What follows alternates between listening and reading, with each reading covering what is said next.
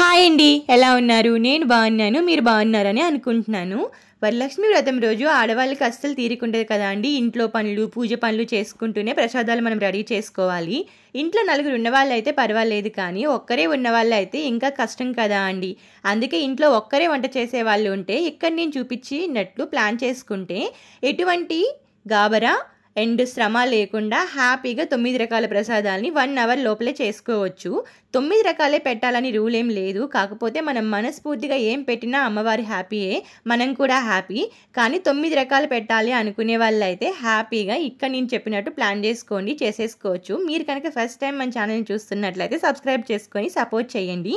మొదటిగా 9 రకాల ప్రసాదాలు ఏంటి మీకు నేను చూపిస్తాను అనేది ఇక్కడైతే చూపించేస్తాను. అవి ఏంటి అంటే పులిహోర, దద్దోజనం, పరమాన్నం, శనగలు, వడపప్పు, పానకం, పాయసం, వడలు, పెరుగు వడలు. ఇవి ఈజీగా చేయొచ్చండి మనము. మీకు టైం ఉంది, ఇంట్లో వాళ్ళ హెల్ప్ ఉంది అంటే మీరు ఇంకా చాలా రకాలే చేసుకోవచ్చు. లైక్ పూర్ణం బూరెలు కానీ, కేసరి కానీ, చక్కెర పొంగలి, ఇలా ఏదైనా మనం చేసుకోవచ్చు. ఆ రెసిపీస్ కూడా కొన్ని మన ఛానల్లో ఉన్నాయి, ఒకసారి చెక్అవుట్ చేయండి కావాలంటే. ఇక్కడ మాత్రం నేను తేలిగ్గా అయ్యే మాత్రమే చూపిస్తాను. దానికోసం మీరు ముందు రోజు నైటే కొన్ని పనులు అయితే చేసి పెట్టుకోవాలి. ముందు రోజు నైట్ మీరు ఏంటి అంటే శనగల కోసం అయితే శనగలు అనేవి నానపెట్టుకోండి. అలాగే మినప్పప్పు కూడాను వడల కోసం నానపెట్టుకోండి. అండ్ బెల్లం కూడాను తరిగి ఉంచుకోండి. మీకు ప్రాసెస్ అనేది చాలా ఈజీ అయిపోతుంది. వ్రతం రోజు ఉదయాన్నే లేచిన తర్వాత ఇంటిని ఒంటిని శుభ్రం చేసుకున్నాక కుక్కర్లో అయితే 3 కప్పులు రైస్ అనేది పెట్టుకోండి. ఈ 3 కప్పులతో మనం పులిహోర, పరమాన్నం, దద్దోజనం ఒకేసారి చేసుకోవచ్చు. దీనికోసం రైస్ని బాగా వాష్ చేసి 1 కప్పుకి 2 కప్పులు వాటర్ వేసి 3 విజిల్స్ వచ్చేంత వరకు పెట్టుకోండి. అదైతే మనకి సరిపోతుంది. ఇక్కడ మేము చిన్న ఫ్యామిలీ కాబట్టి తక్కువ క్వాంటిటీ చేసుకుంటున్నాను. మీరు పెద్ద ఫ్యామిలీ అయితే కొంచెం ఎక్కువ రైస్ పెట్టుకోండి. అండ్ పులిహోర కోసం అయితే నేను చింతపండు పులిహోర చేస్తున్నాను కాబట్టి చింతపండు కూడా నానబెట్టి పక్కన పెట్టుకున్నాను. ఈ లోపల రైస్ మనకి 3 విజిల్స్ వచ్చే లోపల నైట్ నానబెట్టుకున్న మినప్పప్పు ఉంది కదా మనకి గారెలు వేసుకోవడానికి, దాన్ని అయితే బాగా కడిగి మిక్సీ చేసి పక్కన పెట్టుకుంటాను.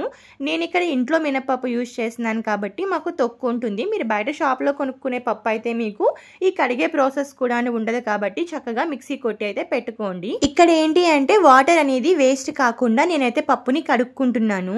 అండ్ డ్రైనేజ్ లోపల కూడాను ఆ తొక్కు అంతా వెళ్తే బ్లాక్ అవుతుంది కదా, అది కూడా మన రెస్పాన్సిబిలిటీ కాబట్టి ఆ తొక్కునంతా కూడాను తీసి వేరే దాంట్లో వేసుకుంటున్నాను. బేసిక్గా ఏంటి అంటే నేను మరీ అంత ఎక్కువగా తొక్కు తీయను, కొంచెం తొక్కుగానే ఉంచేస్తానండి. అది మనకేం నష్టం కాదు, హెల్దీయే, అందుకని చెప్పి. సో ఫైనల్గా అయితే ఇలా కడుక్కున్నాను. ఇప్పుడైతే దీన్ని మిక్సీ పెట్టి అయితే పక్కన పెట్టుకుంటాను. మినప్పప్పుని మిక్సీ కొట్టేటప్పుడు మరీ వదులుగా కాకుండా కొంచెం ఇలా తిక్కుగానే కొట్టుకోండి. ఎందుకంటే మనం వడలు వేసేటప్పుడు బాగా లూజ్గా అయిపోతే మనకి వడలు అనేవి రాదు కదా, అందుకని చెప్పి. పప్పు అంతా మిక్సీ కొట్టిన తర్వాత అందులో అయితే కొంచెం సాల్ట్ని మిక్స్ చేసుకొని బాగా మిక్స్ చేసి అయితే 2 బౌల్స్లో తీసి పక్కనే పెట్టుకుంటున్నాను. ఎందుకంటే ఒక బౌల్లో ఉన్నది మనం నార్మల్ వడలు వేసుకోవచ్చు, రెండో దాంట్లో ఉన్నది మనం బెల్లం వడలు వేసుకోవచ్చు. ఇక్కడ ఏంటి అంటే మీకు ఓపిక ఉంది అనుకుంటే మీరు నార్మల్ వడలు వేసి వాటిని పెరుగు వడలుగా చేసేసుకోవచ్చు. లేదు మీకు ఓపిక లేదు అంటే ఆ వడల్ని అలాగే ఉంచేసి మిగతా దాంట్లో మనం బెల్లం కలుపుకొని బెల్లం వడలు కూడా వేసుకోవచ్చు.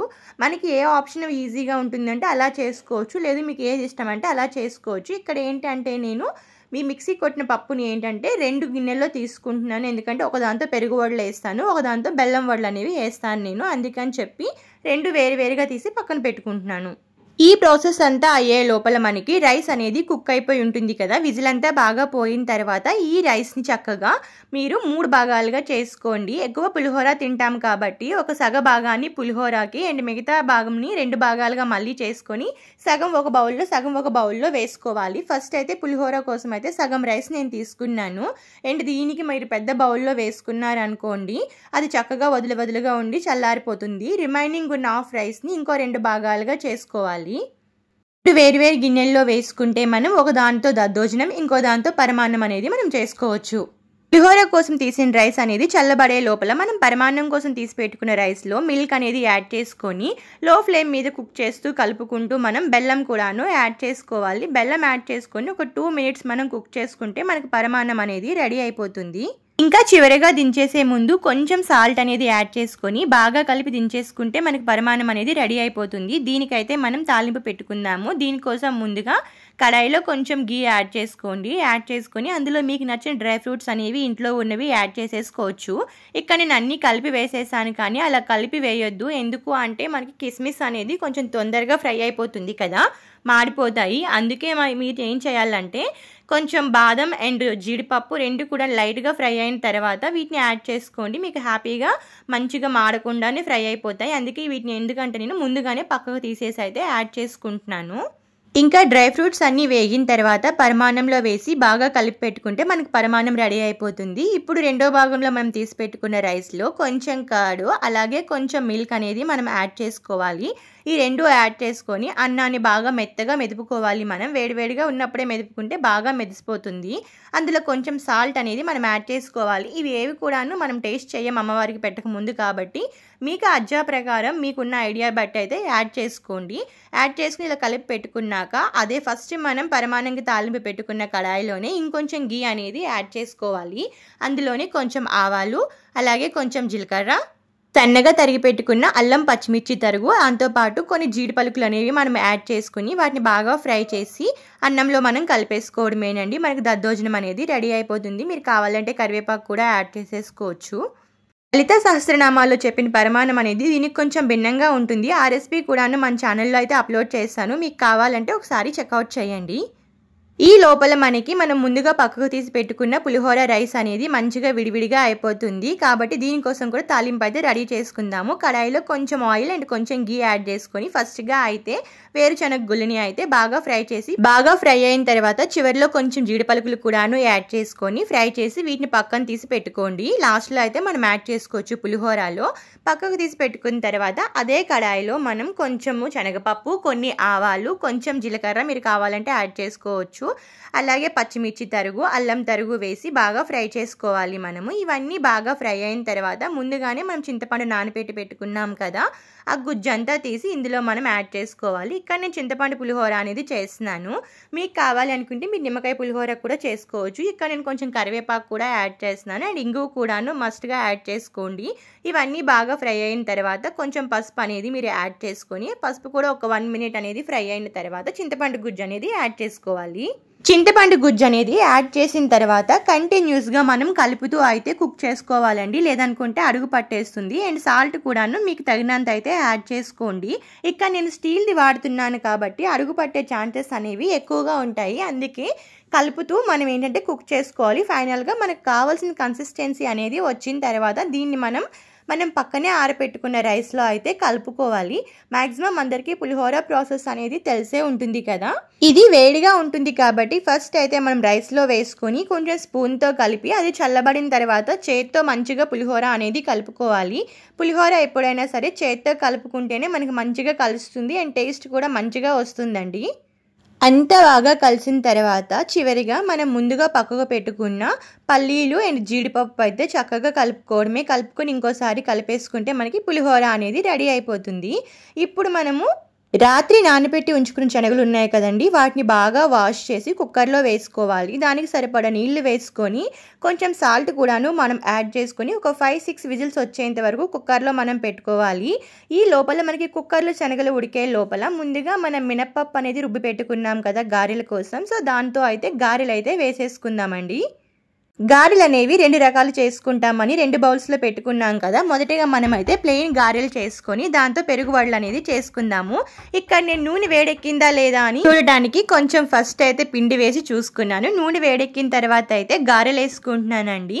అమ్మవారికి ప్రసాదంగా గారెలు పెట్టేటప్పుడు అయితే మనం ఎడంచేయ స్పర్శ లేకుండా వేయాలంట గారెలు అనేది. అందుకోసం ఇలా వేస్తున్నాను. పిండి అనేది మన చేతికి అంటుకోకుండా ఉండడానికి ఒక బౌల్లో అయితే కొంచెం వాటర్ తీసుకుని ఆ నీటిలో మనం చెయ్యి అనేది తడిపి పెట్టుకొని గారెలు వేసుకుంటే గారెలు అనేవి మనకి చేతికి అంటకుండా చక్కగా వచ్చేస్తాయండి. చూసారా మనము సింగిల్ చేత్తో కూడాను చాలా బాగా గారెలు అయితే వేసుకోవచ్చు. చాలామంది ఏంటి అంటే ఏదైనా కవర్ తీసుకొని లేదు అనుకుంటే ఒక ఆకు తీసుకొని ఎడగ చేతిలో వేసి కుడి చేతిలో వేస్తుంటారు కదా. అలాగే ఏం అవసరం లేకుండానే మనం హ్యాపీగా ఇలా వేసేయచ్చు. కాకపోతే పిండి పట్టుకునేటప్పుడే కొంచెం చిక్కగా పట్టుకోండి. లేదనుకుంటే మరీ లూజ్గా ఉందనుకోండి వడలు అనేవి మనకి వేసుకునేటప్పుడు సరిగ్గా రావు. ఇంకా ఈ వడలన్నీ తీసి నేనైతే పక్కన పెట్టుకుంటున్నాను. ఎందుకంటే పెరుగు వడలు చేద్దాం అనుకుంటున్నాను కాబట్టి. మీకు అంత టైం లేదు అనుకునేటప్పుడు ఇలా డైరెక్ట్గా వడలు కూడాను మీరు పెట్టేసుకోవచ్చండి. చాలా మంచిది వడలు అనేవి. టైం ఉంది పర్వాలేదు అనుకునే వాళ్ళు ఇలా హ్యాపీగా పెరుగు వడలు చేసుకోండి. ఇక్కడ పెరుగు వడలు చేసుకోవడానికి ఒక బౌల్లో నేను పెరుగు తీసుకుంటున్నాను. అమ్మవారికి ఎప్పుడు కూడాను పులిచిన పదార్థం అనేది పెట్టకూడదంట, అందుకని పొలవకుండా ఉన్న పెరుగుని మాత్రమే తీసుకోండి. పెరుగులో కొంచెం సాల్ట్ అనేది వేసి బాగా బీట్ చేసుకోవాలి. బాగా బీట్ అయిన తర్వాత అందులో కొంచెం వాటర్ అనేది యాడ్ చేసుకోండి. మరీ ఎక్కువగా వాటర్ యాడ్ చేసుకోవద్దు, ఎందుకంటే పలచగా అయిపోతే అవి వడలకు పట్టవు కదా, టేస్ట్ అనేది అంతా ఉండదు మనకి. ఇలా బీట్ చేసుకున్న తర్వాత అందులో అయితే మీరు పెట్టుకున్న వడలు అనేవి మీరు ఎన్నైతే మీరు వడలు చేయాలనుకుంటున్నారో అన్ని వడలను అయితే అందులో పెట్టుకోండి. ఇక్కడైతే నేను చాలా తక్కువ చేస్తున్నాను, ఎందుకంటే మనము ప్రసాదాలు ఎక్కువ చేస్తాం కదా, మేము ఇంట్లో ఉన్న చాలా తక్కువ మంది, అందుకని చెప్పైతే ఇలా గారెలను అయితే పెరుగులో ముంచి పెట్టుకోండి. అవి బాగా పీల్చుకుంటాయి పెరుగుని. ఈ లోపల మనము అవి పీల్చుకున్న తర్వాత మనం తాలింపు పెట్టుకుందాము. ఈ లోపల మనకి బెల్లం గారెలు చేసుకుందామని పక్కన పెట్టుకున్నాం కదా, ఆ గారెలు అయితే చేసుకుందాము. దానికోసం మనం పక్కగా పెట్టుకున్న రుబ్బులో అయితే బెల్లం అనేది మనం యాడ్ చేసుకోవాలి. బెల్లం కలిపిన తర్వాత పిండి అనేది కొంచెం లూజ్గా అయిపోతుందండి, కాబట్టి మీకు సరిగ్గా వడలు అనేవి రాకపోవచ్చు. నాకైతే అంత బాగా బెల్లం వడలు వేసుకోవాలనుకునేటప్పుడు రుబ్బుకున్నప్పుడు ఇంకొంచెం గట్టిగా రుబ్బుకోండి, అప్పుడు మీకు మంచిగా వచ్చేస్తాయి. ఇంకా ఇప్పుడైతే మనం బెల్లం వడలు వేసుకుందాము. ఇక్కడ నేనే షూట్ చేసుకొని నేనే వడలు వేస్తాను కదా, బాగా లూజ్గా అయిపోవడం. ఫస్ట్ వడ అయితే సరిగ్గా రాలేదు, నేనే షూట్ చేసుకుంటున్నాను కాబట్టి. బట్ నెక్స్ట్ అయితే ఇంకా ఫోన్ పక్కన పెట్టేసి వేసేసాను. బెల్లం గారెలు వేసేటప్పుడు ఆయిల్ అనేది బాగా హీట్గా ఉండేటట్టు చూసుకోవద్దండి, కొంచెం మీడియంగా హీట్ ఎక్కిన వెంటనే వేసేయండి. ఎందుకంటే మీరు ఆయిల్ అనేది బాగా హీట్ ఎక్కినాక వేస్తే వెంటనే మీకు వేసిన వెంటనే మాడినట్లు కనిపిస్తాయి. అది మాడిపోవడం కాదు, బెల్లంవి కదా, అలా మనకు కనిపిస్తాయి, అలా అయిపోతాయి. సో అందుకే ఆయిల్ అనేది మీడియం హీట్లో ఉన్నప్పుడు మాత్రమే బెల్లం వడలు మాత్రం వేసుకోండి, మంచిగా వస్తాయి. ఇంకా ఫైనల్గా బెల్లంతో గారెలు కూడాను మనకి అయిపోయాయండి. ఈ లోపల మనం ముందుగా పెట్టుకున్న పెరుగు వడలు అనేవి మంచిగా పెరుగు అనేది పీల్చుకొని సాఫ్ట్గా అవుతాయి. దీనికి మనం తాలింపు పెట్టుకుందాము. ప్యాన్లో కొంచెం ఆయిల్ యాడ్ చేసుకొని అందులో కొంచెం ఆవాలు అండ్ కొంచెం జీలకర్ర మీకు నచ్చితే వేసుకోవచ్చు, ఇక్కడ నేను వేసుకోవట్లేదు. దాంతోపాటు సన్నగా తరుక్కున్న పచ్చిమిర్చి, అల్లం తరుగు, కొంచెం కరివేపాకు అండ్ కొంచెం పసుపు కూడాను యాడ్ చేసుకుని అది వేగిన తర్వాత మనం గారెల్లో కలిపేసుకోవడమే. మనకి పెరుగు వడలు అనేవి మంచిగా రెడీ అయిపోతాయండి. ఇవి పూర్తయ్యే లోపల మనం పెట్టుకున్న శనగలు కూడాను మనకి చక్కగా కుక్ అయిపోయి ఉంటాయండి. దీనికోసం అయితే తాలింపు రెడీ చేసుకుందాము. ప్యాన్లో ఆయిల్ వేసుకొని అందులోనే కొంచెం ఆవాలు, జీలకర్ర, అల్లం తరుగు, పచ్చిమిర్చి తరుగు, కొంచెం పసుపు కూడాను యాడ్ చేసుకొని అవి బాగా ఫ్రై అయిన తర్వాత అందులో మనం శనగలు అనేవి వేసుకోవాలండి. ఉడకబెట్టి పెట్టుకున్నాం కదా, అవి చూసారా ఎంత సాఫ్ట్గా ఉడికిపోయాయో. మీరు 5-6 విజిల్స్ ఉంచుకుంటే ఇంత సాఫ్ట్గా కుక్ అయిపోతాయి. ఇప్పుడు వీటిని అయితే తాలింపులో యాడ్ చేసేసుకోవడమే. చాలామంది కొబ్బరి తరుగు లాంటివి యాడ్ చేసుకుంటారు, బట్ మేము ఎప్పుడు కూడా ఇలానే చేసుకుంటాము. కొబ్బరి తరుగు లాంటివి ఎప్పుడు కూడాను యాడ్ చేసుకోము. మీకు ఆనవాయితీగా ఉంటే మీరు యాడ్ చేసుకోండి, మేము మాత్రం యాడ్ చేసుకోమండి. ఇంకా ఫైనల్గా మన శనగలు కూడాను రెడీ అయిపోతాయి చక్కగా నైవేద్యానికి. ఇంకా మనకి ఆల్మోస్ట్ అన్ని ప్రసాదాలు కూడాను రెడీ అయిపోయినట్లేనండి. ఇంకా ఫైనల్గా మనం పాయసం చేసుకుందాము. పాయసం కోసం అయితే ప్యాన్లో కొంచెం గీ యాడ్ చేసుకొని అందులో మీకు నచ్చిన డ్రై ఫ్రూట్స్ అనేవి యాడ్ చేసుకోండి. ఇక్కడైతే నేను సింపుల్గా ఫస్ట్ అయితే కొంచెం జీడిపప్పు అలాగే కొంచెం బాదం వేసి అవి లైట్గా ఫ్రై అయిన తర్వాత అయితే కిస్మిస్లు యాడ్ చేసుకుంటున్నాను. ముందుగా యాడ్ చేసుకుంటే మాడిపోతాయని చెప్పాను కదా అండి, అందుకే ఇలా యాడ్ చేసుకుంటున్నాను. ఇంకా అవన్నీ ఫ్రై అయిన తర్వాత తీసి పక్కన పెట్టేసుకోవాలి. ఇప్పుడు అదే కడాయిలో కొంచెం సేమియా కూడాను మనం యాడ్ చేసుకొని లైట్గా ఫ్రై అయిన తర్వాత తీసి పక్కన పెట్టుకోవాలి. ఇక్కడ నేను కప్పుతో సేమియా తీసుకుంటున్నాను, ఎందుకంటే 1 కప్పు సేమియాకి 2 కప్పుల వాటర్ అండ్ 3 కప్పులు మిల్క్ అనేది మనం యాడ్ చేసుకుంటే సేమియా అనేది మంచిగా కుక్ అయిపోతుంది. And at the same time మనకి పాయసం అనేది చల్లారిన తర్వాత కూడాను చిక్కగా అయిపోకుండా దగ్గర పడకుండా మంచిగా ఉంటుంది. కాబట్టి అలా మెజర్మెంట్స్తో తీసుకున్నానండి. మీరు కూడాను నెక్స్ట్ టైం చేసేటప్పుడు ఇలా మెజర్మెంట్తో తీసుకోండి, చాలా మంచిగా మీకు పాయసం అనేది ఉంటుంది. పాలు మంచిగా బాయిల్ అయిన తర్వాత ముందుగా పక్కన వేపి పెట్టుకున్న పాయసాన్ని కూడాను యాడ్ చేసేసి లో టు మీడియం ఫ్లేమ్లో పెట్టుకొని కుక్ చేసుకోండి. 3 to 4 మినిట్స్లోనే మీకు మంచిగా కుక్ అయిపోతుంది. 3 to 4 మినిట్స్ తర్వాత మీరు అందులో షుగర్ అయితే యాడ్ చేసుకోండి. సో 1 కప్పు పాయసం యాడ్ చేసినప్పుడు మీరు 1/2 కప్పు షుగర్ అనేది యాడ్ చేసుకోండి. షుగర్ అనేది మ్యాక్సిమం మీ టేస్ట్ని బట్టి మీరు ఎంత తీపి తినగలరు అన్న దాన్ని బట్టి అయితే యాడ్ చేసుకోండి, సరిపోతుంది. పంచదార అనేది మంచిగా కరిగిన తర్వాత ఒక 2 నిమిషాలు వచ్చిన తర్వాత ఫైనల్గా దించేసే ముందు మనం పక్కనే పెట్టుకున్న డ్రై ఫ్రూట్స్ అన్నీ కూడాను యాడ్ చేసేసుకొని మంచిగా దించేసుకోవడమేనండి. మనకి చక్కటి పాయసం అనేది రెడీ అయిపోతుంది, చాలా బాగుంటుంది. ఇది చల్లారిన తర్వాతను మనకి ఏమాత్రం గట్టిగా దగ్గరగా అవ్వదు, చాలా బాగుంటుంది. ఒకసారి ట్రై చేయండి. ఇంకా ఫైనల్గా మనము వడపప్పు ఇంకా పానకం అనేది రెడీ చేసేసుకుంటే అయిపోతుందండి. దీనికోసం మీరైతే పాయసం రెడీ చేసే ముందే మీరు వడపప్పుని నానబెట్టి అయితే పక్కన ఉంచుకోండి. వడపప్పు అంటే పెసరపప్పుతో చేసుకుంటాం కదండి, అది మంచిగా ఒక 2-3 సార్లు వాష్ చేసుకొని పక్కనే కొంచెం వాటర్ యాడ్ చేసుకొని పక్కన పెట్టుకోండి. లేదు అనుకుంటే ఉదయాన్నే లేవగానే కూడాను మీరు పెసరపప్పు అనేది నానబెట్టి పక్కన పెట్టుకోవచ్చు. ఒక 1 అవర్ తర్వాత మనకి పెసరపప్పు అనేది మంచిగా నానిపోతుంది. ఇది తీసి పక్కన పెట్టుకొని ఇందులో మనం బెల్లం అనేది కలుపుకోవడమేనండి. బెల్లం కలుపుకుంటే మనకి చక్కగా వడపప్పు అనేది రెడీ అయిపోతుంది. వడపప్పు కూడాను ప్రసాదాల్లో ఒకటండి. నిజం చెప్పాలంటే ముఖ్యంగా ఇది పెట్టాలి కూడాను. ఇంకా ఫైనల్గా మనం పానకం అనేది రెడీ చేసుకుంటే అయిపోతుందండి. మనకు ప్రసాదాలన్నీ కూడాను చాలా సింపుల్గా, తేలిగ్గా, ఎవరి సహాయం లేకుండానే మనం మంచిగా చేసేసుకోవచ్చు. నేను చెప్పడంలో పొరపాట్లు దొరలొచ్చు, కానీ ఇది మీరు అయితే ట్రై చేసి చూడండి. పక్కాగా 1 అవర్ లోపలే మీకు అయిపోతాయండి అన్ని రెసిపీస్ కూడాను. అండ్ 9 ప్రసాదాలు పెట్టుకున్నామని తృప్తి మనకి ఉంటుంది. అలాగే ఎవరి సహాయం లేకుండాను మనం తొందరగా చేసుకోగలమండి. మీకు కనుక మన వీడియో నచ్చితే తప్పకుండా సబ్స్క్రైబ్ చేసుకొని సపోర్ట్ చేయండి. ఇంకా ఫైనల్గా పానకానికైతే ఒక గ్లాస్లో వాటర్ తీసుకొని దానికి మన బెల్లం తరుగు అనేది యాడ్ చేసుకోవాలండి. బెల్లం తరుగు యాడ్ చేసుకొని అందులోనే కొన్ని దంచిన మిరియాలు, అలాగే కొంచెం దంచిన యాలకుల పొడి అనేది యాడ్ చేసుకుంటే మనకి పానకం రెడీ అయిపోతుంది. అంతేనండి. మీకు కనుక నచ్చితే సబ్స్క్రైబ్ చేసుకోండి తప్పకుండాను. Thank you for watching and happy Varalakshmi వ్రతం.